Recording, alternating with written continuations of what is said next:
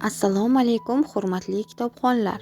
Zomin tuman axborot kutubxona markazi sizlarga Tohir Malik qalamiga mansub Alvido bolalik asarini taqdim etadi. Yozuvchining bu asari adib ijodida o'ziga xos o'ringa ega.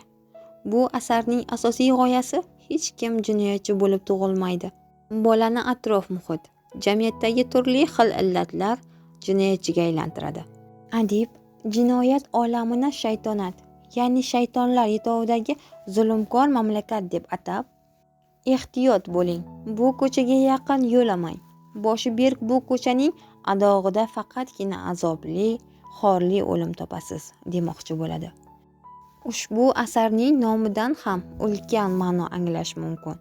Asarning debochasida yozuvchi quyosh tasviri orqali yoshlik davrini bolalar turli xil tarzda boshdan kechirishga juda chiroyli tarzda qiyos beradi.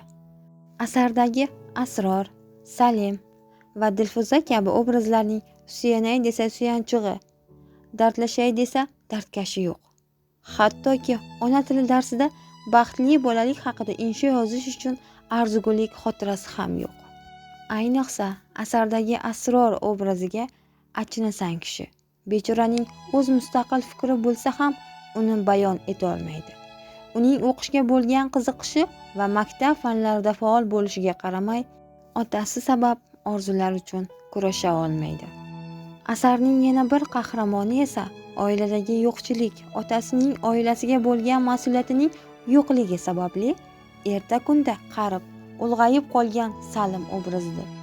Xulosa qilib aytadigan bo'lsak, o'smirlarning kelajagi va jamiyatda munosib o'rin topa olmasliklarining asosiy sababi deb loqaydlik, ya'ni jinoyatning oldini olish o'rniga fojia sodir bo'lgandan keyin muhokama qilishlari, atrofidagi insonlar taqdiriga befarq bo'lishlarini tushunishimiz mumkin.